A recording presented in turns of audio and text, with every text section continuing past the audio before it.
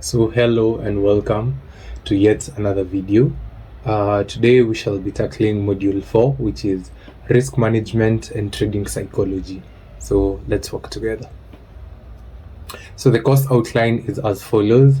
So lesson 1 will be introduction to risk management, understanding lot size, risk percentage and leverage. Lesson 2 we shall learn about risk to reward ratio, how to use a stop loss and a take profit. Lesson 3 will be talking about psychology of a trader and building a trading plan. Then lesson 4 we shall tackle common mistakes new traders make. And finally, we shall recap what we have learned. So, introduction to risk management. As I always say, the best loser is a person who eventually wins. So, get better at losing. The game of trading is not a game of winning, it's a game of losing. So, if you lose small and win big, eventually you'll get profitable. That means cut your losses short and let your profits run. So what is risk management? Risk management is the process of protecting your trading capital from large or unnecessary losses. It is not about how much you make, but how much you can afford to lose. Why does risk management matter? Even a profitable strategy can fail without proper risk control. It also helps you to stay in the game long enough to grow and learn. It also reduces emotional decision making. Key risk management principles: never risk more than 1 to 2% of your account on a single trade. Use stop losses to limit your damage. Then prioritize consistency over big wins. So what is the goal of risk management? It's to preserve capital, to control losses, and to build long-term success, not quick money. So understanding lot size, risk percentage, and leverage. So what is a lot size? A lot size is the standard unit of trade volume in Forex. So one standard lot is equivalent to 100,000 units. Other sizes include the mini lot, that is a 0.1, which is equivalent to 10,000 units, and a micro lot, which is a 0.01, which is equivalent to 1,000 units. So risk percentage, this is the portion of your account that you're willing to lose on a single trade. The recommended risk percentage is 1 to 2% per trade. For example, on $100 account, 1% risk is equivalent to $1 maximum loss. So understanding leverage, it allows you to control a larger position with a smaller amount of capital. For example, a 1:100 leverage means you can control $10,000 worth of capital with just $100. So high leverage increases both profits and risks. So how do they all work together? So lot size determines how much each pip move is worth. Risk percentage decides how big your position should be, and leverage magnifies your exposure. And make sure that you use your leverage very carefully. So the next topic will be risk to reward ratio. So what is risk to reward? Just as the name says, it's a measure of how much you're risking compared to how much you aim to gain. For example, if you're risking $10 to make $30, that is a 1:3 risk to reward. So why is your risk to reward important? You don't need a high win rate to be profitable, because just as I had said before, in trading, you lose a lot. So if you're able to lose small and however maximize your probable winnings, you'll be profitable. Like with at 1:2 R, even 4 out of 10 wins can grow your account. The reason why RR is important, it's also that it helps you trade with a long-term mindset, not emotional guessing. So ideal risk to reward ratios, most ideal risk to reward ratios, the most recommended is a 1:2. High quality setups can offer a 1:3 or even more, but never risk more than you can stand to gain. Just from the picture that is in the presentation, with a 1:1, you require a 51% win rate to gain profitability. That is, if you take 100 trades, 51 wins and 49 losses. With a risk to reward ratio of 1:2, you only need 34% win rate, whereby out of 100 trades, you need to win 34 and you can lose 66. Then a 1:3, you require just a 26% win rate, whereby if you take 100 trades and only win 26 out of the 100, you're still profitable with a 1:3. So how do you use your risk to reward ratio? So you identify your entry, your stop loss, and your take profit before entering. So only take trades that meet your risk to reward criteria. You can use tools such as Dark Master Zones to set logical take profit and stop loss levels. So what is a stop loss and what is a take profit? So a stop loss is a predefined price level where your trade automatically closes to limit your loss. So it helps protect your capital from emotional and unexpected moves. So always use a stop loss. Never trade without one. When you set your trade, the first thing that you should put is your stop loss. Then from your stop loss, you can calculate how much risk to reward that you want to take. The next is a take profit. This is a target price where your trade automatically closes to lock in profit. So it keeps you disciplined to avoid the greed trap of just letting your trade run, and it encourages consistency over chasing big wins. So how do you place a stop loss and a take profit? So the best stop loss below or above support or resistance levels. Use Dark Master supply and demand zones for precise placement. Then set your take profit according to your risk to reward ratio. For example, a 1:2 or a 1:3. So tips for using your stop loss or your take profit. Never move your stop loss further once the trade is live. Once you've said that this is the amount that I'm willing to risk, sit by it and stick to your risk. So secure profits by trailing stops or partial closing. You can trail your stops in profit once your trade goes into profit, and you can also close a certain percentage of your position. That is what we refer to as partial closing. You should also avoid placing stop loss and take profit based on emotions or random pip counts. So let's talk about the psychology of a trader. While trading, because it deals with money, we have emotions. So the emotions in trading include fear. It makes you hesitate or exit early.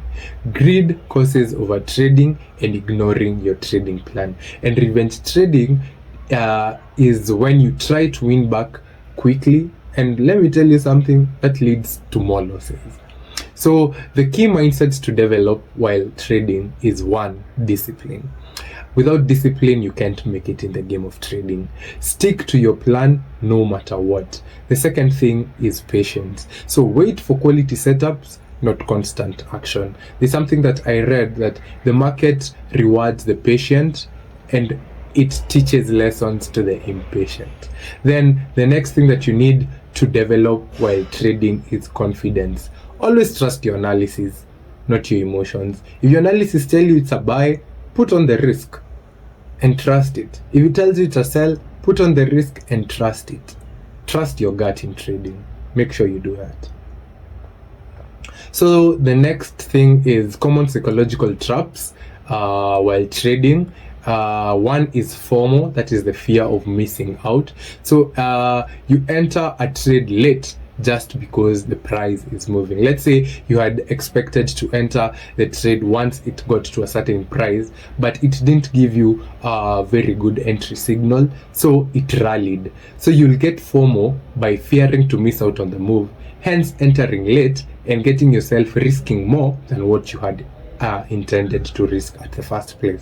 Then next is overconfidence after a win. Never let a win make you feel like you're a good trader. No, that shouldn't happen. You should just be disciplined and be that's part of the process. So take this win today. You're not sure you'll take a loss tomorrow, but for today you've taken a win. Accept it and move forward. Then frustration of after a loss. Taking a loss in trading doesn't mean you're a bad trader.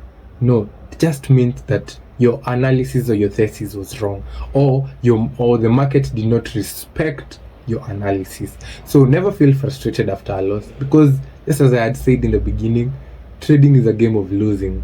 Welcome to the losing game. So how do you master your mindset? You trade with money you can afford to lose. Don't go out there and trade with your rent money. Don't trade with your school fees, and don't trade with money that you're not willing to lose. Make sure you also journal to reflect on your emotional patterns. Then take breaks after big wins or losses so that it doesn't get to your psychology. Then focus on executing well, not just winning. So how do you build a trading plan? So number one, let's discuss what is a trading plan. A trading plan is a written guide that defines your strategy, your rules, your risk, and your goals. It keeps you focused, consistent, and accountable. So why is a trading plan very important? It eliminates guesswork. It also helps you build discipline, and it allows you to track and improve your performance over a period of time. So key components of a trading plan are as follows. Number one, your trading strategy. So your entry and exit rules. For example, if you trade supply and demand, if you trade breakouts, or if you trade candle patterns. Then your risk management rules, whereby your max risk per trade, that is 1 to 2%, your risk to reward ratios, and your stop loss use. Then it also entails your daily to weekly goals, which are the number of trades that you're supposed to take in a day, your profit targets, and your loss limits. The best thing that I usually say here is that the number of trades that you take in a day should be limited to 1 or 2. Your profit targets should be in the basis of your RR, not what you want to make. However, your loss limits should be according to percentage of your risk. So you should also define your trading hours. So if you trade during the London session, the Asian session, or the New York session, then it also requires you to incorporate your psychological triggers, how you will handle FOMO, how you will handle losses, or how you will handle emotional trades. Then lastly, it will be the trading journal, where you log each trade, entry, exit, reason for taking the trade, the result, and the lessons you learned from the trade. So what are the common mistakes that beginner traders make while starting? Number one, over trading. This is because people think that the market runs 24/7, hence you can make money anytime. So yes, you can make money anytime. However, you can still lose money anytime. So taking too many trades without strong setups, it is usually driven by boredom, greed, or trying to make something happen. Then number two is no risk management, which means trading without a stop loss or risking too much per trade, and it leads to just blowing your accounts quickly. Then number three is chasing the market, or FOMO, which is jumping in late just because price is moving fast. It often results in buying tops and selling bottoms. That is what people usually call sniper entries into poverty. Make sure you don't get sniper entries into poverty. Then next is revenge trading. So entering impulsive trades after a loss to win it back. The trade went into a loss. Accept it. You can trade the next one. Wait for the next setup and execute. It almost always leads to bigger losses. I'll say 9 out of 10 times when you revenge trade, you lose more. You will lose more and more and more. Then next is ignoring your trading plan, by entering random trades outside your predefined rules. It creates inconsistency and emotional stress. Then number 6 is using high leverage carelessly. So it's overexposing your account with huge positions, and small moves can wipe out your capital. So use the best leverage I can recommend to you is maybe a 1:100 or 1:200 at maximum.